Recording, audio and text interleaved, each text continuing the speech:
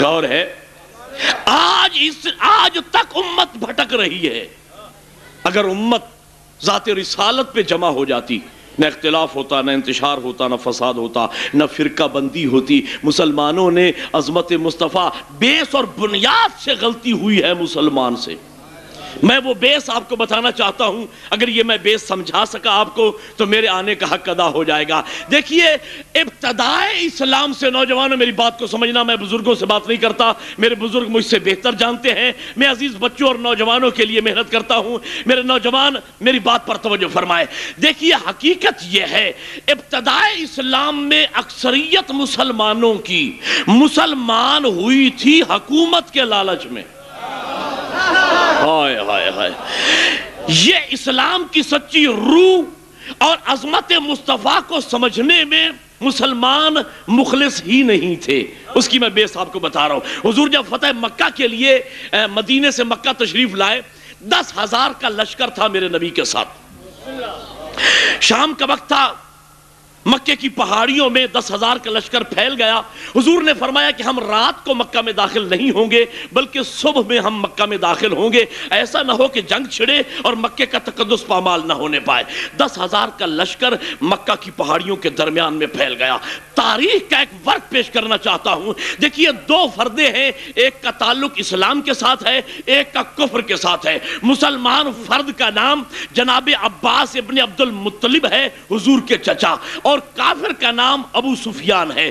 یہ دونوں پہاڑی پر سوار ہوئے۔ ابو سفیان کہ جس کی ساری زندگی میدان جنگ میں مسلمانوں کے خلاف لڑتے گزری تھی، اس کی تجربہ کار نگاہوں نے لشکر اسلام کی طاقت کا اندازہ لگانے میں تاخیر نہیں کی۔ ایک طائرانہ نگاہ دوڑانے کے بعد ابو سفیان جناب عباس کی طرف دیکھ کر کہتا ہے، عباس یار، تیرے بھتیجے نے کتنی بڑی حکومت بنا لی ہے۔ بڑی مہربانی، تیرے بھتیجے نے کتنی بڑی حکومت بنا لی ہے۔ تاریخ کی لفظ یہ ہے، جو تاریخ سننے کے لیے آتے ہیں ان کے لیے جملہ ہے، تاریخ کی لفظ یہ ہے، جب ابو سفیان نے کہا نا، عباس تیرے بھتیجے محمد نے کتنی بڑی حکومت بنا لی ہے، اس وقت جناب عباس کے چہرے پہ جلال اتر آیا اور ابو سفیان کو کوہنی ماری جناب عباس نے اور کہا، بدبخت، یہ حکومت نہیں رسالت ہے۔ یہ حکومت نہیں، رسالت ہے، رسالت۔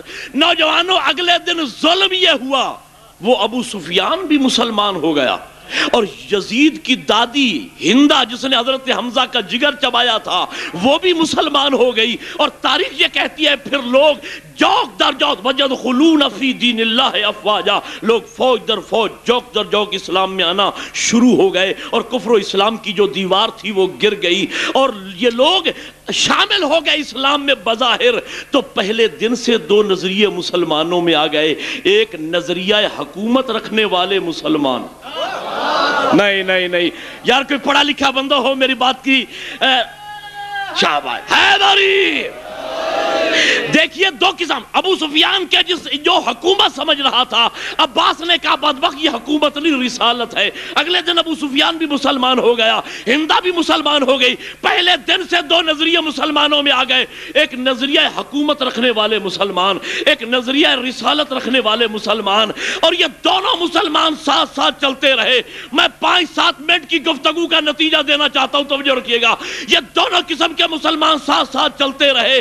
کربلا میں آ کے امام حسین نے ایکسپوز کیا، کربلا میں آ کے امام حسین نے بتایا، اور دونوں مسلمانوں کے درمیان پھر دیوار کھڑی کر دی امام نے، اور فرمایا کہ مسلمان ایک طرح کے نہیں ہوتے، مسلمان 2 طرح کے ہوتے ہیں، اس لیے کہ اذان یزید کی طرف بھی آ رہی تھی، اذان حسین کی طرف بھی آ رہی تھی، نماز وہاں بھی پڑھی جا رہی تھی، نماز یہاں بھی پڑھی جا رہی تھی، قرآن کی تلاوت وہاں بھی تھی، قرآن کی تلاوت یہاں بھی تھی، جمعہ وہاں بھی قائم ہو رہا تھا، جمعہ یہاں بھی قائم ہو رہا تھا، لیکن دونوں مسلمانوں کے درمیان سر اٹھانا، دونوں مسلمانوں کے درمیان فرق یہ تھا کہ یزید حکومتی اسلام کا نمائندہ تھا، کہ ابو سفیان کا پوتا تھا، حسین رسالتی اسلام کا نمائندہ تھا، کہ محمد کا نواز۔ حیدری مل کے مرد آباد، بڑی مہربانی. میری آپ بات پہ غور فرما رہے ہیں یا نہیں؟ ہاں، حقیقت یہ ہے کہ اس دور میں اکثریت مسلمانوں کی مسلمان ہوئی تھی حکومت کے لالچ میں. ہائے ہائے، وہ بانی اسلام اور اسلام کی سچی روح کو سمجھنے میں مخلص ہی نہیں تھے. توجہ ہے.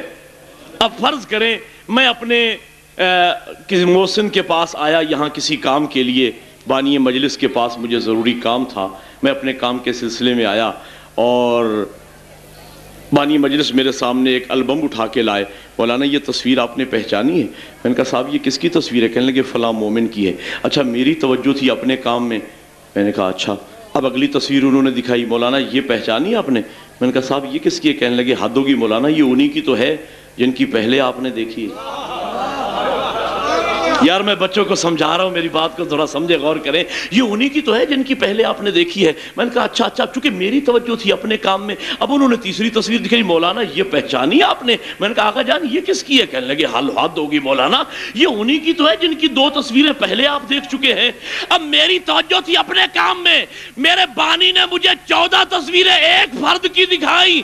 میں نے ہر تصویر پر پوچھا یہ کس کی ہے، اس لیے کہ میری توجہ تھی اپنے کام میں. اگر میں خلوص نیت کے ساتھ پہلی تصویر کو پہچان لیتا تو مجھے درمیانی بھی سمجھ میں آ جاتی، آخری بھی سمجھ میں آ جاتی. مسلمانوں کی اکثریت مسلمان ہوئی تھی حکومت کے لالچ میں. انہوں نے نہ پہلے محمد کو سمجھا نہ درمیانی سمجھ میں آیا. دونوں ہاتھ بلند کر کے حیدری. توجہ ہے یا نہیں؟ بڑی مہربانی. جیو سلامت رہے. تو اللہ کی پوری توانائیوں سے مل کے علی مولا علی مولا علی مولا حیدری. بہت شکریہ، اللہ آپ کو سلامت رکھے. مہمان نوازی کا یہی حق تھا جو آپ نے ادا کر دیا ہے. یہ میرا پہلا موقع تھا یہاں پر. میں نے چاہا کہ ایک مفہوم اپنی ملت کے جوانوں تک پہنچا دوں. اکثر حقیقت یہ ہے کہ ان لوگوں نے ذات رسالت کو سمجھا ہی نہیں.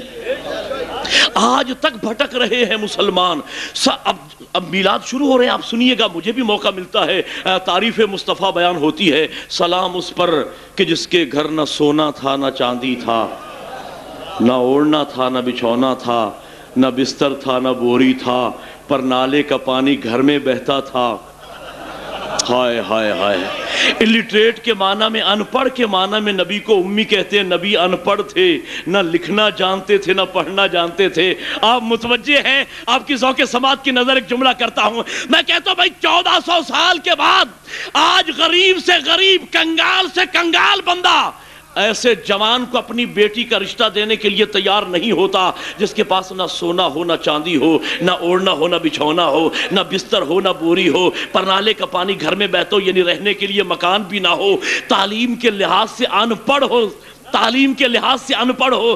1400 سال کے بعد غریب سے غریب بندہ، کنگال سے کنگال انسان ایسے جوان کو اپنی بیٹی کا رشتہ نہیں دیتا. میں کہتا ہوں مسلمان، اگر تیرا نبی اتنا ہی غریب تھا تو تیرے اس دور کے بڑے بڑے بزرگ اپنی بیٹیوں کے رشتے پلیٹوں میں رکھ کے نبی کو گھر میں.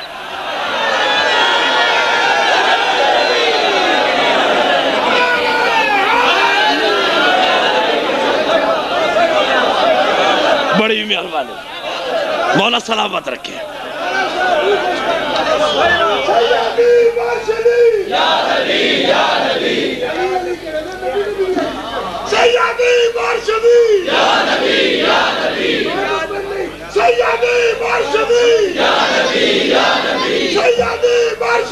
یا نبی یا نبی، غلام ہے غلام ہے رسول کے غلام ہے، غلام ہے غلام ہے رسول کے غلام ہے، غلام ہے غلام ہے رسول کے غلام ہے، غلامی رسول میں بات بھی قبول ہے، غلامی رسول میں بات بھی قبول ہے.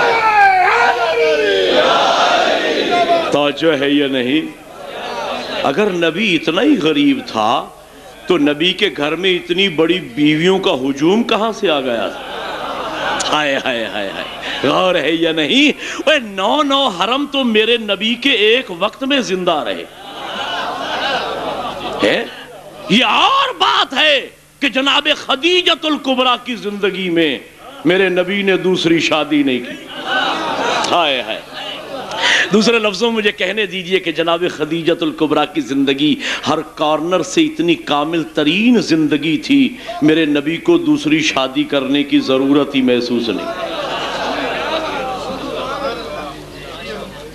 جناب خدیجہ کو وہ امتیازات حاصل ہیں۔ پہلا امتیاز اس بی بی کا یہ ہے کہ انہیں سب سے پہلی زوجہ رسول ہونے کا شرف حاصل ہے۔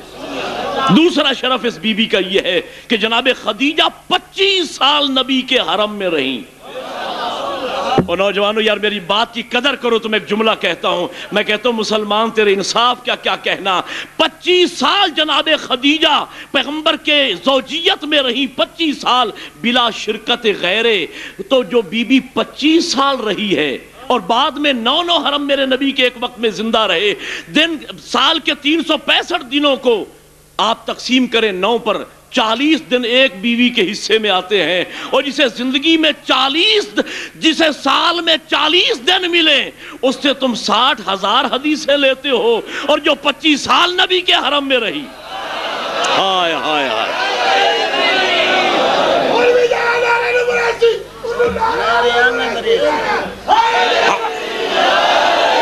توجہ ہے یا نہیں ہے؟ اس سے 5 حدیثیں تمہیں نہیں ملی۔ پہلا شرف، 2-3 شرف عرض کر کے آپ کی ذوق سماعت کو دیکھ کر دیکھیے، پہلا شرف اس بی بی کا یہ ہے، انہیں سب سے پہلی زوجہ رسول ہونے کا شرف حاصل ہے۔ دوسرا شرف یہ ہے، پیغمبر کی باقی ساری بیویاں مومنوں کی مائیں ہیں، خدیجہ معصوموں کی ماں۔ ہاں ہاں ہاں ہاں۔ تیسرا شرف یہ ہے، پیغمبر کی باقی جتنی بیویاں ہیں ان کو ناز تھا کہ ہم نبی کی بیویاں ہیں، اور جس کی زوجیت پہ نبی ناز کرتا تھا ہائے ہائے ہائے اسے خدیجۃ الکبریٰ کہا جاتا ہے۔ پیغمبر کی باقی جتنی بیویاں ہیں ان میں اور جناب خدیجہ میں فرق یہ ہے، پیغمبر کی باقی ساری بیویاں 9 ہیں، 11 ہیں، 13 ہیں، ہر بیوی نبی کو گھر میں لا کر دی گئی۔ خدیجہ واحد وہ بیوی ہے جس کے گھر نبی دلہا بن کے گئے۔ دونوں ہاتھ بلند کر کے حیدری، توجہ ہے یا نہیں؟ بڑی مہربانی، بہت شکریہ قبلہ۔ ہاں، آپ کی ایک اور جملہ سنیے اور پھر میں اپنے موضوع کی طرف چلا جاؤں۔ پیغمبر کی باقی جتنی بیویاں ہیں، ہر بیوی کو تاریخ کا ایک چیپٹر، تاریخ کا ایک پورا باب ایک جملے میں دینے چلا ہوں۔ پیغمبر کی باقی جتنی بیویاں ہیں، ہر بیوی کو بیت المال سے حصہ جاتا تھا۔ خدا کے لیے میرے لفظ کو سمجھنا، پیغمبر کی باقی جتنی بیویاں ہیں ہر بیوی کو بیت المال سے حصہ جاتا تھا۔ تو نوجوانوں مجھے کہنے دیجئے، نبی کی باقی ساری بیویوں کو اسلام نے پالا ہے، اور اسلام کو خدیجۃ الکبریٰ نے مل کے حیدری، توجہ ہے، بڑی مہربانی، سلامت رہے۔ غور فرمایا آپ نے؟ اللہ آپ کو جزائے خیر عطا فرمائے۔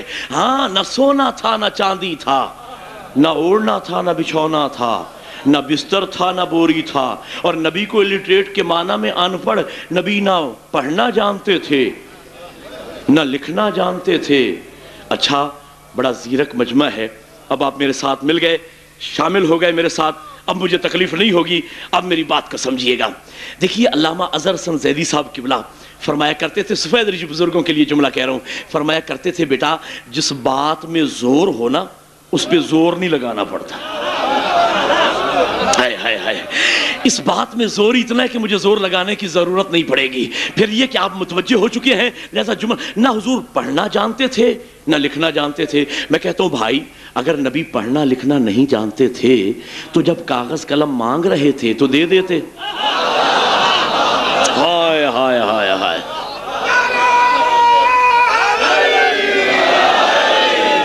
او یار نعرہ تو مل کے لگا دیا کرو میرے مولا ابھی کا، آدھا مجمع نہیں بولتا حیدری۔ بھئی اگر لکھنا پڑھنا نہیں جانتے تھے، بڑی مہربانی کی بلا، تو جب کاغذ قلم مانگ رہے تھے تو دے دیتے، کہنے لگے اگر دے دیتے تو لکھ دیتے۔ ہائے ہائے ہائے، شاباش حیدری۔ کہنے لگے اگر دے دیتے تو لکھ دیتے۔ لفظ کہنے لگوں توجہ رکھنا، کہنے لگے اگر دے دیتے تو لکھ دیتے۔ پتہ چلا دل سے مانتے ہیں، لکھنا بھی جانتا ہے، پڑھنا بھی جانتا ہے۔ زبان سے کہتے نہ لکھنا جانتے تھے نہ پڑھنا جانتے تھے، تو جہاں دل اور زبان میں فرق آ جائے، شریعت کی اصطلاح میں اسی کو منافقت کہتے ہیں۔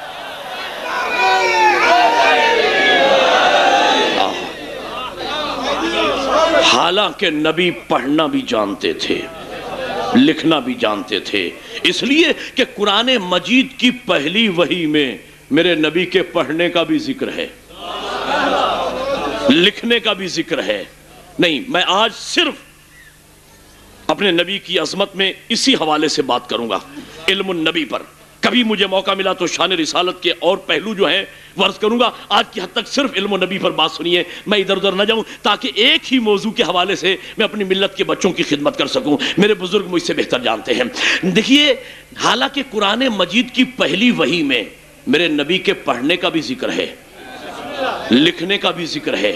پہلی وحی کیا؟ ارشاد ہوتا ہے بسم اللہ الرحمن الرحیم، اقرا باسم ربک الذی خلق، میرے حبیب پڑھ اپنے پروردگار کے نام سے۔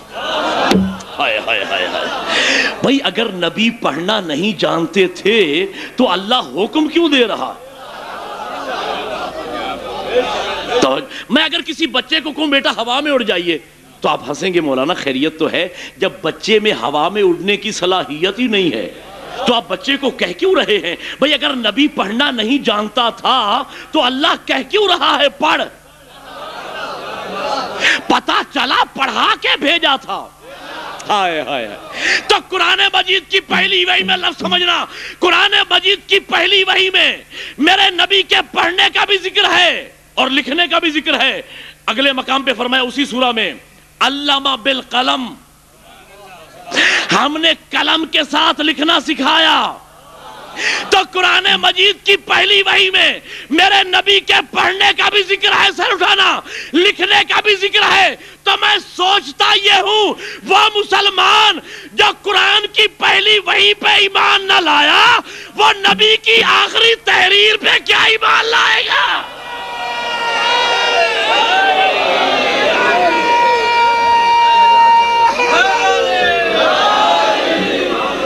توجہ ہے یا نہیں؟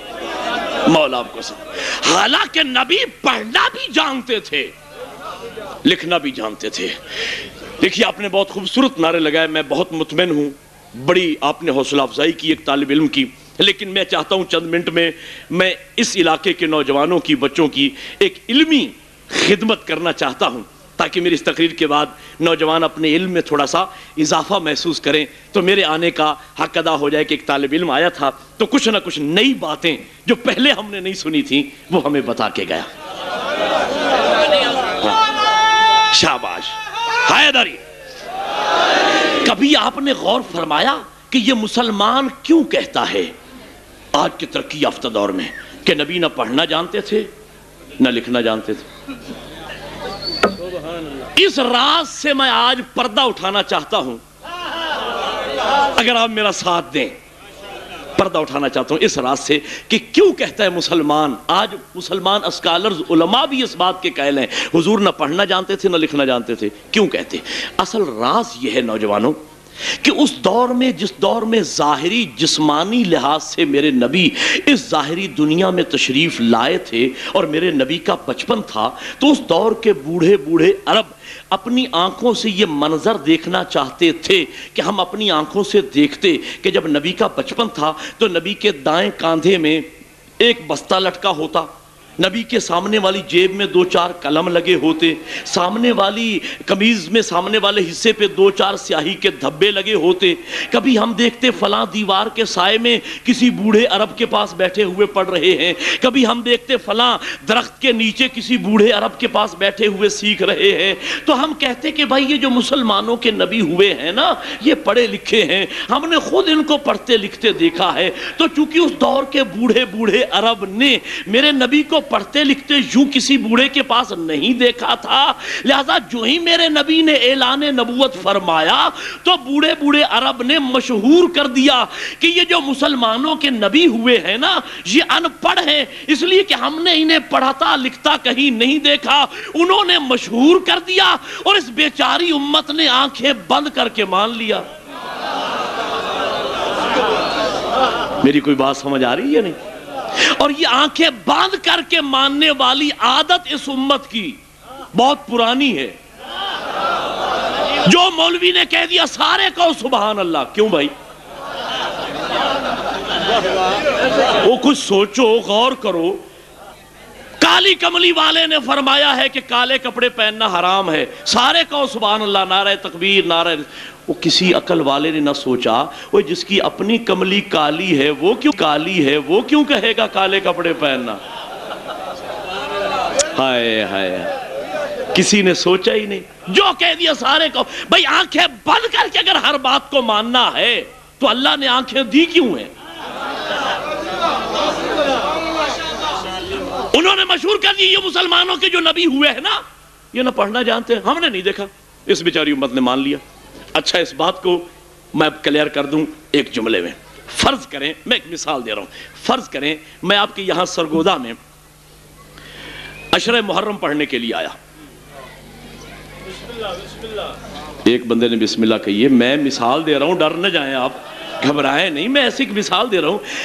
فرض کریں کہ میں یہاں عشرہ مجالس پڑھنے کے لیے آیا، میں نے ابھی دوسری سے تیسری تقریر شروع کی ہوگی کہ سرگودا ڈویژن میں پروپگنڈا شروع ہو گیا کہ یہ سرگودا امام بارگاہ کی انتظامیہ نے جو مولانا نقوی صاحب بلائے ہیں نا، جو سکھر میں 15-16 سال میں سکھر میں رہا ہوں، ایک دینی مدرسے میں ایز اے پرنسپل میں وہاں گیا تھا، 16-17 سال میں نے خدمات وہاں انجام دی۔ بیسیکلی میرا تعلق بھی پنجاب ہی سے ہے، اور 7-8 ماہ ہوئے میں لاہور میں شفٹ ہو گیا ہوں، اب میری مستقل رہائش لاہور میں ہے، لیکن ایک نام چونکہ سکھر ہی سے چلا آ رہا ہے، لہذا اکثر اشتہارات میں سکھر ہی لکھا جاتا ہے، اعلان بھی سکھر کے نام سے ہوتا ہے۔ لیکن میں ایک مثال عرض کرنے چلا ہوں کہ یہاں پروپیگنڈا شروع ہوگا کہ صاحب یہ انتظامیہ نے جو مولانا بلائے ہیں نا نقوی صاحب، یہ ان پڑھ ہے۔ اب میرے منتظمین نے، دوستوں نے ان سے رابطہ کیا لوگوں سے کہ بھائی آپ کے پروپیگنڈا کی بنیاد کیا ہے، آپ کے پاس دلیل کیا ہے کہ آپ ہمارے مولانا ان پڑھ ہیں؟ کہنے لگے صاحب اس سے بڑی کیا دلیل ہو سکتی ہے کہ ہم نے پورے سرگودا ڈویژن کے پرائمری سکولوں سے لے کر کالجز یونیورسٹی تک تمام تعلیمی اداروں کا ریکارڈ ہم نے چھان مارا ہے، ہمیں آپ کے مولانا نقوی صاحب کا کہیں نام ہی نظر نہیں ہے۔ میری بات کوئی سمجھ آ رہی ہے دوستو؟ مولا آپ کو سلامت رکھے، توجہ ہے یہ نہیں؟ پورے ڈویژن سرگودا کے پرائمری سکولوں سے لے کر یونیورسٹی تک تمام تعلیمی اداروں کا ریکارڈ ہم نے چھان مارا۔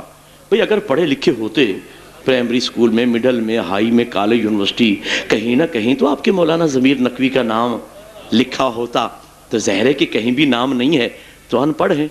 میں پوچھنا یہ چاہتا ہوں، مجھے بتائیے کیا سرگودا ڈویژن میں 4 ایسے متدین پڑھے لکھے لوگ نہیں رہتے کہ جو ان جاہلوں کو جا کے سمجھائیں؟ لفظ سمجھنا، اگر سمجھ میں آ گئی تو میرے آنے کا حق ادا ہو جائے گا۔ لفظ سمجھنا، 4 ایسے متدین لوگ نہیں رہتے جو ان جاہلوں کو جا کے سمجھائیں عقل کے اندھو ہمارے مولانا نقوی صاحب کا تعلق سرگودا ڈویژن سے نہیں ہے، یہ جہاں سے آئے ہیں وہاں پوچھ کے آئے، مل کے حیدری، توجہ ہے یا نہیں؟ یہ جہاں سے آئے ہیں وہاں پوچھ کے آؤ کہ پڑھے ہیں یا نہیں۔ میں کہتا ہوں یہ جاہل مولوی میرے نبی کو اس دنیا کا پڑھا لکھا دیکھنا چاہتا ہے، اور میرا نبی اس دنیا کا تھا ہی نہیں، جہاں سے آیا ہے وہاں پوچھ کے آؤ۔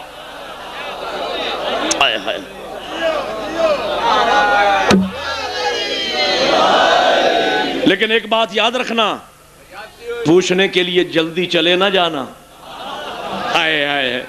اس لیے کہ جاؤ گے تو واپس نہیں آ پاؤ گے. یہ فرق ہے آل محمد میں اور ہم جیسے عام بشر میں. فرق یہ ہے ہم جاتے ہیں وہاں تو واپس نہیں آ پاتے, وہ کعبہ قوسین سے ہو کے آ جاتے. شاباش حیدری. یہی بیٹھ کر پوچھو پروردگار تیرا ایک نمائندہ اس دنیا میں آیا ہے جو فرما رہا ہے کہ میں پڑھا ہوا ہوں. مالک تو نے اسے پڑھایا. بات سمجھنا نوجوانوں, مالک تو نے اسے پڑھایا. تو اللہ نے اپنے محبوب کا علمی سرٹیفکیٹ قرآن مجید میں لکھ کر بھیج دیا اور ارشاد فرمایا قرآن میں, علمک ما لم تکن تعلم.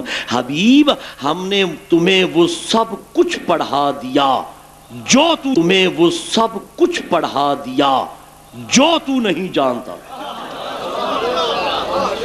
علمک ما لم تکن تعلم قرآن کی آیت ہے, ہم نے وہ سب کچھ تمہیں پڑھا دیا.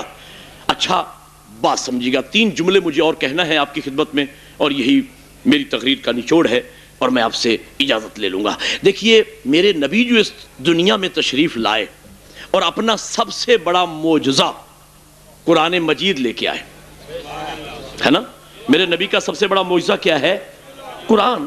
میرے نبی قرآن لے کے آئے. تو مجھے نوجوانوں بول کر مجھے بتائیے گا کہ میرے نبی جو قرآن معجزہ لے کے آئے تو یہ قرآن امت میں نبی بانٹنے کے لیے لائے یا پڑھانے کے لیے؟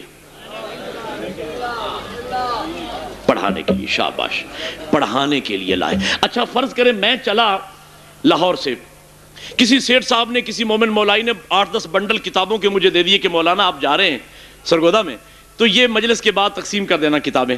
اتفاق سے کتابیں تھیں انگلش میں. فرض کرو میں انگلش پڑھا ہوا نہیں تھا, اب میں نے بانٹ دی. اب میری ذمہ داری بھی نہیں کہ اس میں کیا لکھا ہوا ہے, کیونکہ میرا کام تھا بانٹنا. نوجوانوں میں آپ کو بات سمجھانا چاہتا ہوں, میری بات سمجھیے گا. میرا کام تھا بانٹنا, میں نے بانٹ دی. لیکن اگر سرگودا کی کسی کالج میں مجھے ایز اے لیکچرار معین کیا جائے کسی سبجیکٹ کو پڑھانے کے لیے, بایولوجی, کیمسٹری, فزکس, کسی بھی سبجیکٹ کو پڑھانے کے لیے مجھے میرا تعین کیا جائے, تقرری کی جائے میری, تو جو افیسر مجھے ایز اے پروفیسر معین کر رہا ہے اس پر بھی لازم ہے کہ وہ مجھے پرکھ لے کہ اس کتاب کے پڑھانے کی صلاحیت مجھ میں ہے یا نہیں. ہائے ہائے ہائے ہائے, یہ کتاب جس کے پڑھانے کے لیے مجھے ایز اے پروفیسر رکھا جا رہا ہے, اس کتاب کے پڑھانے کی صلاحیت مجھ میں ہے یا نہیں. اور اخلاقی طور پر مجھ پر بھی لازم ہے کہ میں اپنے آپ کو دیکھ لوں کہ یہ کتاب میں پڑھا پاؤں گا یا نہیں. میں بڑا مشکل مرحلے پہ لے آیا آپ کو نوجوانوں. اگر بات سمجھ میں آ جائے تو میرے لیے دعا کر دینا, داد نہ دے سکے دعا ضرور کر دینا. میں آپ کو ایک مسئلہ سمجھانا چاہتا ہوں. دیکھیے اس پر بھی لازم ہے کہ مجھے پرکھے, مجھ پر بھی لازم ہے کہ میں اپنے آپ کو دیکھ لوں کہ اس کتاب کے پڑھانے کی صلاحیت مجھ میں ہے یا نہیں. میرے نبی قرآن امت میں بانٹنے نہیں لائے تھے. قرآن کہہ رہا ہے وَيُعَلِّمُهُمُ الْكِتَابَ وَالْحِكْمَةَ, میرا نبی کتاب و حکمت کی تعلیم دینے آیا تھا. تو نوجوانوں منیمم میرے نبی کے پاس اتنی نالج, اتنا علم میرے نبی کے پاس ضرور ہونا چاہیے جتنا علم قرآن میں ہے. ہائے ہائے ہائے ہائے, یار کوئی پڑھا لکھا بندہ ہو میری بات کی تصدیق کرے گا.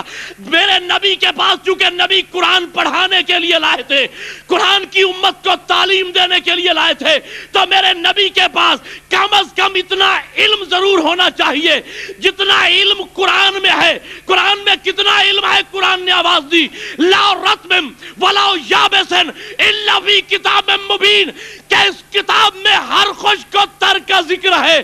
تبیان لکل شے, ہر شے کا بیان قرآن میں ہے. وَهُوَ عَلَى كُلِّ شَيْءٍ قَدِيرٌ, اللہ ہر شے پر قادر ہے.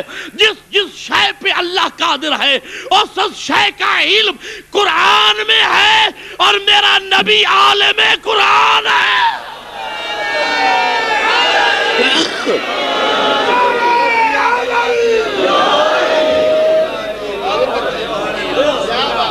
بڑی مہربانی. میرا نبی قرآن پڑھانے آیا, یہ آپ کے اہل علم ہونے کی دلیل ہے کہ علمی بات آپ نے بہت خوبصورت ذوق سماعت کے ساتھ سماعت فرمائی ہے. اللہ آپ کو جزائے خیر عطا فرمائے. میرا نبی قرآن پڑھانے آیا. تو میرے نبی کے پاس اتنا علم ہونا چاہیے جتنا قرآن میں ہے۔ قرآن میں کتنا علم ہے؟ لا رطب ولا یابس الا فی کتاب مبین۔ قرآن میں ہر خشک و تر کا ذکر ہے۔ نوجوانوں اس لفظ کو سمجھنا، ہر خشک و تر کا ذکر قرآن میں ہے۔ مجھے بتائیے حضرت آدم سے لے کر اس وقت تک کائنات میں کوئی ایسا تعلیمی ادارہ، کوئی ایسی یونیورسٹی قائم ہوئی ہے جس میں ہر خشک و تر پڑھایا جاتا ہو؟ وہ بولو یار، جس میں ہر خشک و تر پڑھایا جاتا ہو۔ تو جب ایسی کوئی تعلیمی ادارہ دنیا میں بنا ہی نہیں ہے تو یہ مولوی میرے نبی کو دنیا کا پڑھا لکھا دیکھنا کیوں چاہتا؟ آئے ہے اور ہے یا نہیں؟ میرا نبی عالم قرآن ہے، نبی قرآن پڑھانے آئے۔ اب اگلا سوال میرا سمجھیے گا، میرے نبی قرآن کی تعلیم دینے کے لیے آئے، قرآن پڑھانے آئے، تو نوجوانوں میرا سوال یہ اس علاقے کے زرخیز ذہن نوجوانوں سے میں پوچھنا یہ چاہتا ہوں، مجھے بتائیے میرے نبی جو قرآن پڑھانے آئے تو کسی کو قرآن پڑھایا بھی؟ ہائے ہائے ہائے، نہیں تھک گئے ہیں تو یہی روک دیتا ہوں بات کو، میرے لفظ ضائع نہ ہونے پائے، میں نے تھوڑی محنت کی ہے۔ دیکھیے جب میں نئی بات کروں تو میرے لیے دعا کریں نا۔ ہاں تو میں عرض یہ کر رہا، میرے نبی جب قرآن پڑھانے آئے، ان کی ڈیوٹی تھی قرآن پڑھانا، تو کسی کو قرآن پڑھایا بھی یا بغیر پڑھائے واپس چلے گئے؟ اگر یہ جملہ سن کر دل میں ٹھنڈک محسوس ہونا، داد نہ دے سکیں، میرے لیے اسی لمحے دعا کر دینا۔ اور یہ میں اس لیے کہا کرتا ہوں کہ میرے مولا کے فضائل کے دو اثر ہیں، علی کے ذکر کے دو اثر۔ یہ بجلی ہے نا، کرنٹ، اس کے دو اثر ہیں۔ یہ ایک ہی وقت میں ہیٹر بھی چلاتا ہے، اے سی بھی چلاتا ہے۔ کرنٹ بجلی ایک ہی وقت میں ہیٹر بھی جلاتا ہے، اے سی بھی چلاتا ہے۔ اسی طرح میرے مولا امیر کے فضائل کے بھی دو اثر ہیں۔ علی کا ذکر سن کے منافق کے دل میں ہیٹر جل جاتا ہے، مومن کے دل میں اے سی لگ جاتا ہے۔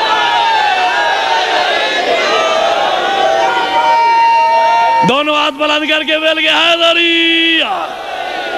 جس مومن کے دل میں علی کی عظمت سن کے دل میں ٹھنڈک محسوس ہو، میرے لیے دعا کر دینا۔ اور اگلے جملے میرے نہیں ہیں، علامہ حسین بخش جاڑا صاحب قبلہ کے جملے ہیں، اللہ ان کے درجات بلند فرمائے، قبلہ کی بڑی خدمات ہیں۔ میرے دادا استاد تھے علامہ حسین بخش جاڑا صاحب، اس لیے کہ علامہ کاظم حسین اسیر جاڑوی شہید وہ میرے استاد معظم تھے۔ تو قبلہ کی بلندی بڑی خدمات ہیں ان کی، لیکن قبلہ کی بلندی درجات کے لیے یہ جملہ ہی کافی ہے۔ اتنا خوبصورت جملہ قبلہ نے فرمایا، اور سونے کے پانی سے لکھنے کے مترادف ہے جملے۔ قبلہ علامہ حسین بخش جاڑا صاحب قبلہ فرمایا کرتے تھے کہ نام علی سنتا ہر کوئی ہے، لیکن کلیجہ مقدر والے کا ٹھنڈا ہوتا۔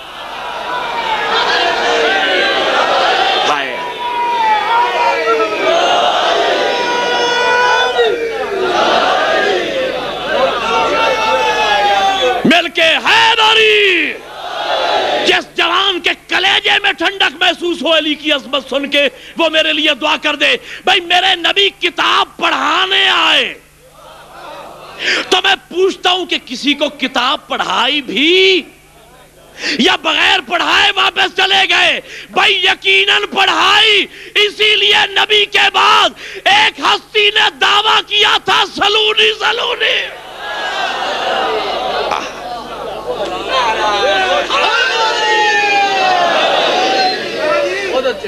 اس لیے کہ قرآن کا دعویٰ تھا، لا رطب ولا یابس الا فی کتاب مبین، اور علی نے دعویٰ کیا سلونی سلونی۔ اور ہے میرے نبی کتاب پڑھانے آئے اور پڑھائی۔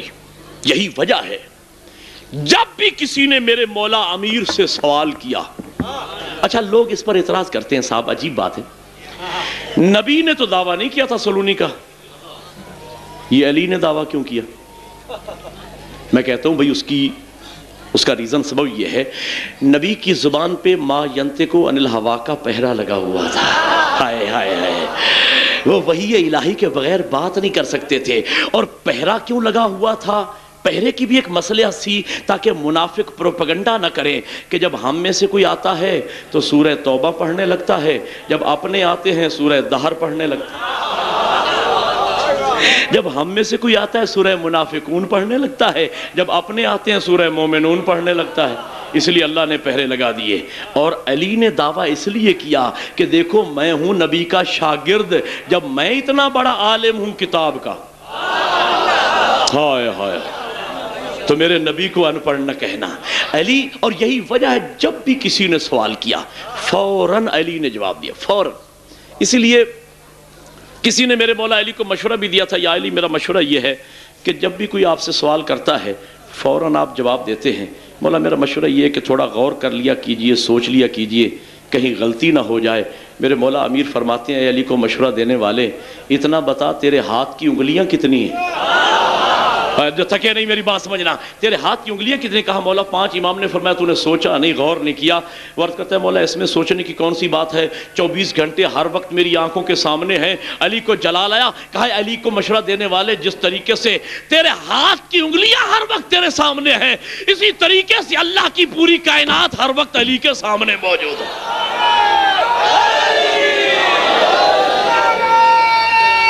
آؤ سے مل کے حیدری، بس قبلہ تشریف لے آئے، اور ان کی آمد یہ اشارہ اس بات کا کہ میرے بڑے ہیں، بزرگ ہیں، سینئر ہیں مجھ سے، تو میں تقریر کو اختتام کی طرف لے جاؤں۔ جب بھی کسی نے سوال کیا فوراً علی نے کہا میرے سامنے کائنات یوں ہے جیسے تیرے سامنے ہاتھ کی انگلیاں۔ یہاں تک آپ نے بات سنی ہوگی، ایک جملہ اس میں اضافہ کرنا چاہتا ہوں، روایت کو مکمل کرنا چاہتا ہوں۔ سائل یہ کہتا ہے مولا آپ نے فرمایا کہ میرے سامنے کائنات یوں ہے جیسے میرے سامنے 5 انگلیاں، اس دعوے کی مولا آپ کے پاس کوئی دلیل بھی ہے؟ اگر توجہ ہو تو دلیل عرض کر دوں، اس دعوے کی کوئی دلیل بھی ہے؟ فرمایا ہے۔ یا علی ارشاد فرمائیے۔ میرے مولا فرماتے آپ نے قرآن پڑھا ہے؟ کہا مولا پڑھا ہے۔ آپ نے فرمایا یہ تو نے قرآن کی آیت پڑھی ہے، یقول الذین کفروا لست مرسلا قل کفی باللہ شہیدا بینی و بینکم ومن عندہ علم الکتاب۔ ہائے ہائے، میرے حبیب کافر لوگ یہ کہہ رہے ہیں کہ تو اللہ کا رسول نہیں ہے، ان سے کہہ دیجئے کہ میری رسالت کی گواہی کے طور پر میری ساری تقریر ایک طرف اور یہ جملہ ایک طرف، لیکن میں اہل علم کی داد کا میں متمنی ہوں، ہر بندے کی داد مجھے نہیں چاہیے۔ 4 پڑھے لکھے لوگوں نے مجھے کہہ دیا نا کہ مولانا آپ نے بڑی اچھی بات کہی، تو میرے لیے یہی کافی ہوگا، لیکن میری بات کو سمجھ لینا، اس لیے کہ یہ جملہ ہر بندے کی پہنچ میں ہوگا ہی نہیں۔ دیکھیے خالق فرما رہا ہے میرے حبیب کافر لوگ یہ کہہ رہے ہیں کہ تو اللہ کا رسول نہیں ہے، ان سے کہہ دیجئے میری رسالت کی گواہی کے طور پر ایک اللہ کافی ہے، اور دوسرا وہ کافی ہے جس کے پاس پوری کتاب کا علم، جس کے پاس پوری کتاب کا علم ہے۔ نوجوانوں میں مسئلہ سمجھانا چاہتا ہوں، داد نہیں، مجھے مسئلہ سمجھانا ہے تاکہ میں کچھ دے کے جاؤں۔ دیکھیے مجھے بتائیے اس سے کون مراد ہے جس کے پاس ایک اللہ گواہ ہے نبی کی نبوت کا، دوسرا وہ گواہ ہے جس کے پاس پوری کتاب کا علم ہے، وہ کون ہے؟ اس سے مراد اللہ نہیں، اس لیے کہ اللہ بطور گواہی کے الگ موجود ہے۔ اس سے مراد رسول نہیں، اس لیے کہ رسول کی تو گواہی دی جا رہی ہے۔ ایک تیسری ہستی ایسی ماننا پڑے گی کہ جو نہ اللہ ہے نہ رسول ہے اس کے پاس پوری کتاب کا علم، تو وہ وہی ہوگا جس نے دعویٰ کیا سلونی سلونی حیدری۔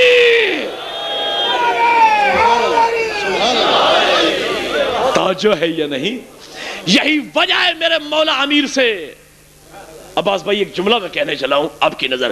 میرے مولا امیر علیہ السلام سے سلیمان نے کہا مولا حضور فرماتے ہیں کائنات کے سمندر سیاہی بن جائے، درخت کلمے بن جائیں، جنوں انسو ملائکہ لکھنے بیٹھ جائیں، قیامت کا سورج طلوع ہو جائے گا، یا علی تیرے فضائل ختم نہیں ہوگے۔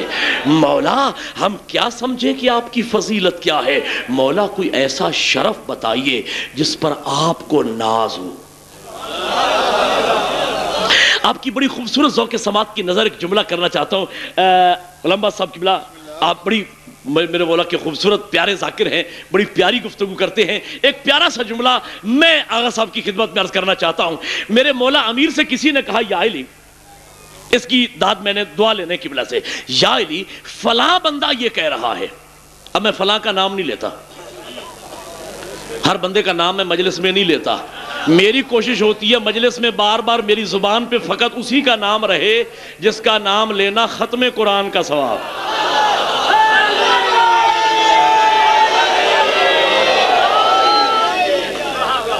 اللہ کرے قبلہ آپ کے قصیدے کے جواب میں یہ مومن مل کے نعرہ لگا دیں تو بڑی بات ہوگی، لیکن میرے کہنے پر تو انہوں نے آج تک مل کے نعرہ ابھی تک نہیں لگایا. پوری طاقت سے یار سارے بولے حیدری. کہا یا علی فلاں بندہ تو یہ کہہ رہا ہے، لفظ سمجھنا، فلاں بندہ تو یہ کہہ رہا ہے کہ علی کو ہزاروں شرف ایسے ملے، ان میں سے کوئی ایک آدھ شرف میرے مقدر میں آ جاتا میں ساری زندگی فخر کرتا. ذرا کر بھائی توجہ، ساری زندگی فخر کرتا. مولا وہ تو ایک آدھ پہ فخر کرنے کو تیار ہے، اللہ نے آپ کو ہزاروں شرف عطا فرمائے، مولا آپ نے تو کبھی فخر نہیں کیا. لفظ سمجھنا، جن کے دلوں میں عشق ہے، ولا ہے اپنے مولا امیر کی، پوری تولا کی توانائیوں سے، مولا آپ کو ہزاروں شرف اللہ نے عطا فرمائے، مولا آپ نے تو کبھی فخر نہیں کیا. علی کا چہرہ کھل گیا، سینہ تن گیا علی کا. اپنے ماننے والے حلالی موالی کی طرف دیکھ کر فرماتے میاں علی کس کس شرف پہ فخر کرے. لفظ سمجھنا، علی کس کس شرف پہ فخر کرے. علی مسکرا کے فرماتے ہیں اللہ نے شرف مجھ علی کو دیے ہیں، قیامت تک فخر میرے شیعہ کرتے رہے.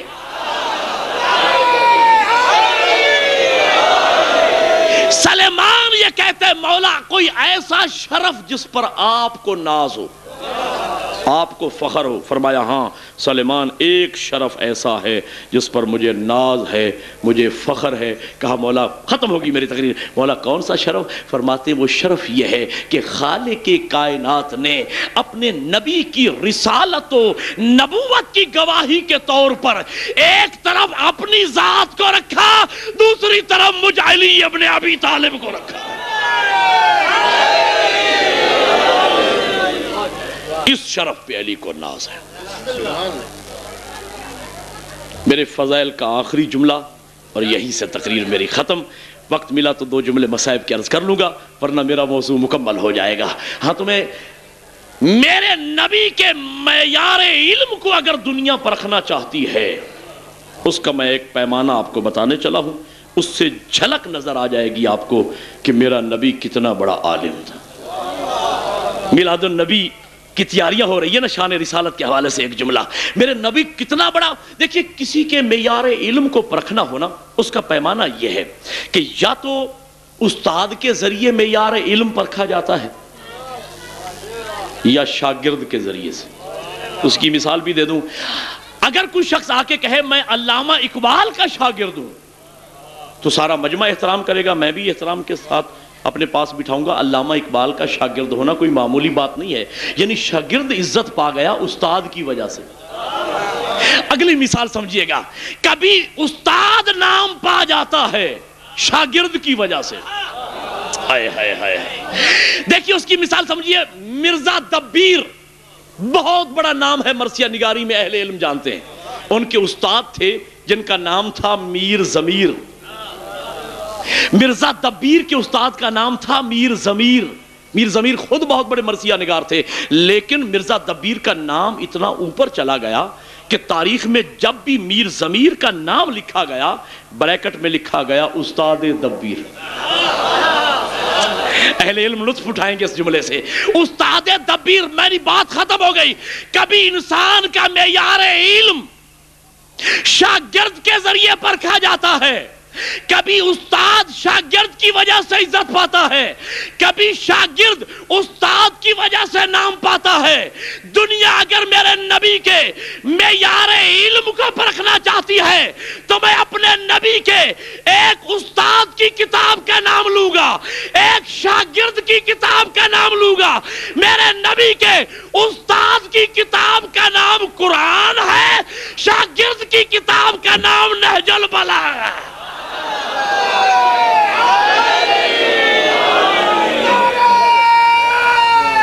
حیدری شاباش،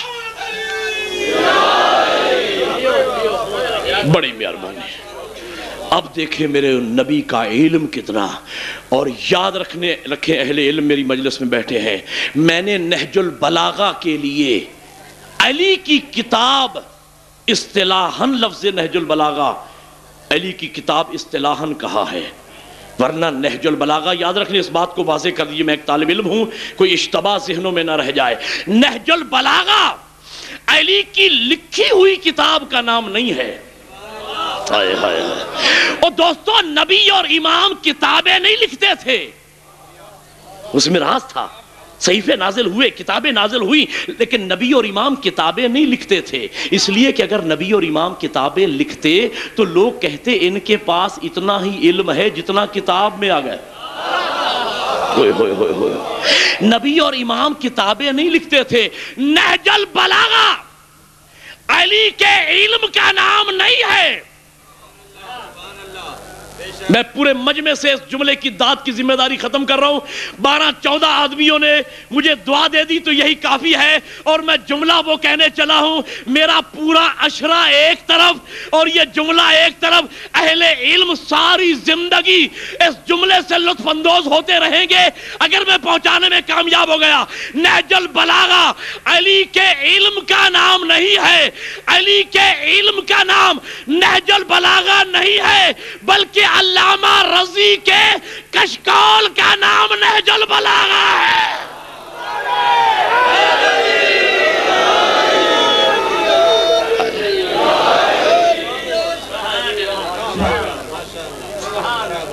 علی کے علم کے سمندر سے چند جواہر پارے جو علامہ رضی نے اپنے کشکول میں جمع کر لیے تھے, اس کشکول کا نام رکھ دیا نہج البلاغہ.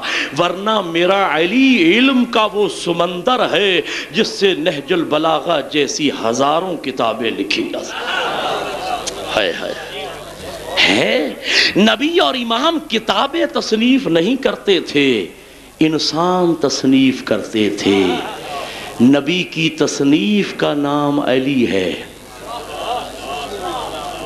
علی کی تصنیف کا نام سلیمان ہے, اور حسین کی تصنیف کو عباس کہتے ہیں. بس وقت نہیں رہا, میں کوئی تفصیلی مصائب نہیں پڑھتا. کوفے کے بازار میں پہنچی علی کی بیٹی. میں نے بڑی زحمت دی, آپ کو یہیں پہ چھوڑ دیتا, لیکن میں پہلی مرتبہ آیا ہوں, سید ہوں, مسافر ہوں, آپ کا مہمان ہوں. میں 2 منٹ میں صرف پرسہ دینا چاہتا ہوں, صرف 2 منٹ, تیسرا منٹ نہیں ہونے دوں گا. وعدہ کیا میں نے, کبھی مجھے موقع ملا تو میں عرض کروں گا. کوفے کے بازار میں پہنچی علی کی بیٹی, منادی نے ندا دی, لوگو آ گئی باغی کی بہنیں. لفظ سمجھ میں آ گیا تو شام تک رونے کے لیے کافی ہوگا.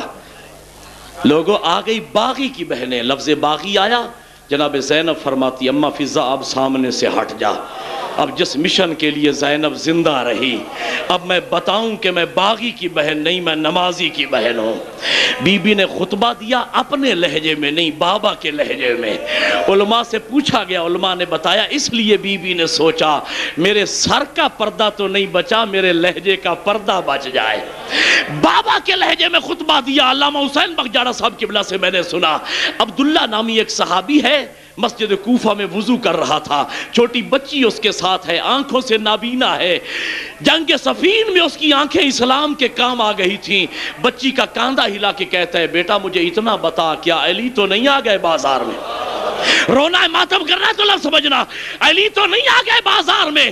بچی کہتی ہے بابا شکر کرو تمہاری آنکھیں نہیں ہیں. اور یہ علی نہیں ہے, ایک بی بی ہے جو بغیر پلان کے اونٹ پہ سوار ہے, جس بی بی کے ہاتھ پسے گردن بندھے ہوئے ہیں, اور وہ علی کے لہجے میں خطبہ پڑھ رہی ہے. عبداللہ کہتا ہے بیٹا مجھے اس بی بی کے محمل کے نیچے لے چلو. بچی نے ہاتھ سے پکڑا, محمل کے نیچے لے کے آئی. لفظ سمجھنا, آزادر و ماتم کرنا ہے تو. عبداللہ نے سر سے امامہ اتارا, گلے میں ڈالا, ہاتھ باندھ کے کہا اے اونٹ پہ سوار بی بی, تجھے علی کی بیٹی زینب کا واسطہ, تجھے علی کی بیٹی زینب کا واسطہ, مجھے بتا کہ تو ہے کون. ہائے او شیعہ کون کا نام آیا؟ علی کی بیٹی کی چیخیں بلند ہو گئی، چچا عبداللہ کاش آج کوفہ میں میرے بابا کی حکومت ہوتی، تو مجھے پہچانتا کہ میں کون ہوں؟ چچا عبداللہ پہچان، میں علی کی بیٹی زینب۔ لفظ سمجھ لینا آزادار، اور آخری لفظ کہہ رہا ہوں، میں علی کی بیٹی زینب۔ زینب کا نام آیا، عبداللہ نے نجف کی طرف ہاتھ بڑھائے، کہا یا علی تیری مہربانی، یا علی تیرا احسان۔ علی کی بیٹی رو کے کہتی ہے چچا عبداللہ کیا منت مان رکھی تھی کہ علی کی بیٹیاں بازاروں میں آئے؟ لفظ سمجھنا رونے والا آزادار، کیا منت مان رکھی تھی کہ علی کی بیٹیاں بازاروں میں آئے؟ شکریہ کیوں ادا کر رہا ہے؟ کہا علی کی بیٹی جب جنگ صفین میں میری آنکھیں اسلام کے کام آ گئی تھیں، میں تیرے بابا کے دروازے پہ آیا تھا، میں نے قدموں پہ ہاتھ رکھ کے کہا تھا یا علی زینب کی چادر کا واسطہ مجھے اللہ سے آنکھیں دلوا، تیرے بابا نے منع کیا تھا عبداللہ آنکھیں نہ مانگو، عبداللہ آنکھیں نہ مانگو، ایک دن پچھتاؤ گے۔ آج شکریہ ادا کر رہا ہوں، مولا تو نے مجھے آنکھیں نہیں دلوائی تھی، ہائے اگر میری آنکھیں ہوتی اور بڑے بازار میں تیری بیٹیوں کا۔ سَيَعْلَمُ الَّذِينَ ظَلَمُوا أَيَّامُ